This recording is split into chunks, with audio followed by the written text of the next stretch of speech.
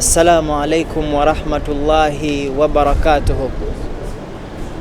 Abalabi ba GTV abebitibwa mbalamusiza, amanya nze Ashraf Segujja, nga aya gye tugenda okulaba ey'olunaku olwaleero tugenda kugijja mu surati Rom. Essula eyitibwa Rom, sura ya 30 mu Quran, nga aya gye tugenda okulaba aya ya 22. Allah subhanahu wa ta'ala watugambira nti a'udhu billahi minash shaitanir rajim wa min ayatihi khalqus samawati wal ardi wa ikhtilafu alsinatikum wa alwanikum inna fi dhalika la ayatin lil alimin. Allah tugambye mu aya gye tulabye mu surati Rom essula ya 30 aya ya 22. Allah tugambye nti wa min ayatihi, nti era mu bintu ebikakasa ebiraga obubonero bwa Allah subhanahu wa ta'ala khalqus samawati wal ard, kwe kuba nti Allah yatonda eggulu n'ensi.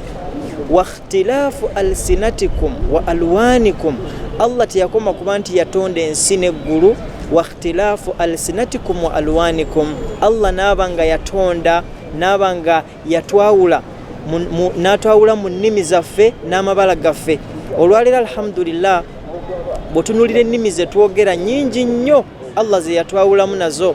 Osanga nga waliyo Muganda, waliyo Olunyankole, waliyo Olukiga, waliyo Olusoga, waliyo Olutooro. Ennimi zonna buli omuteekawo olulimi lwo, naye ng'ate bw'oba olwogera tosobola gamba nti oba olina ka switch konyiga nti osobola okukyusa nti kati nvudde mu Luganda ngenda mu Luswahili ngenda mu Luzungu, wabula okyusa bukyusa Allah yakikola nga kiri automatic.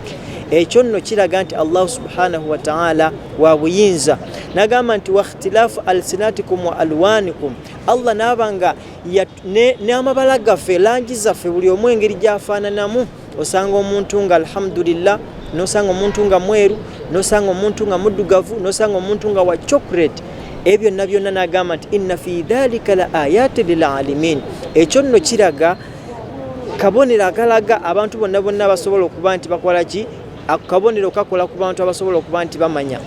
Okugazyamu akatono mu aya eyo, Allah subhanahu wa ta'ala bw'ogenda okumwogerako mu Quran bingi nnyo byosobola okuba nti omwogerako, naye mu bufunze omusajja omu Namalungu bamubuuza nti obusiraamu wabutegeera otya, wabulaba otya, wategeera nti obusiraamu gye buli nga towangalira mu ddungu. Naye yabagamba nti innal ba'ra la yadullu ala al-ba'ir, nti nze oluvannyuma lw'okuba nti namanya nga mpangalira mu ddungu gye mpangalira nalabanga, yabagamba nti bw'osanga obusa bw'eŋŋamiya la yadullu ala al-ba'ir, kitegeeza nti awo eŋŋamiya yakoze eki, yayiseewo.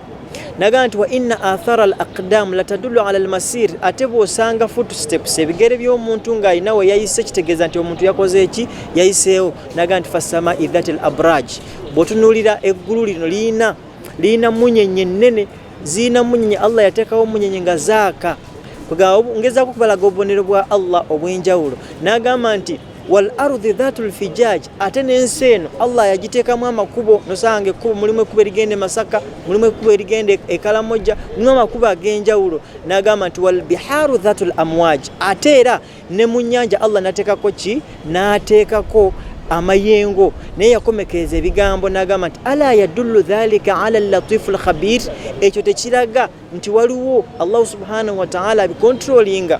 N'ekyo aya yaffe ey'olunaku olwaleero bwetyo bwefaananye, tulabye obuyinza bwa Allah n'obubonero bwe. Wa barakallahu fikum, wasalaamu alaikum wa rahmatullahi wa barakatuh.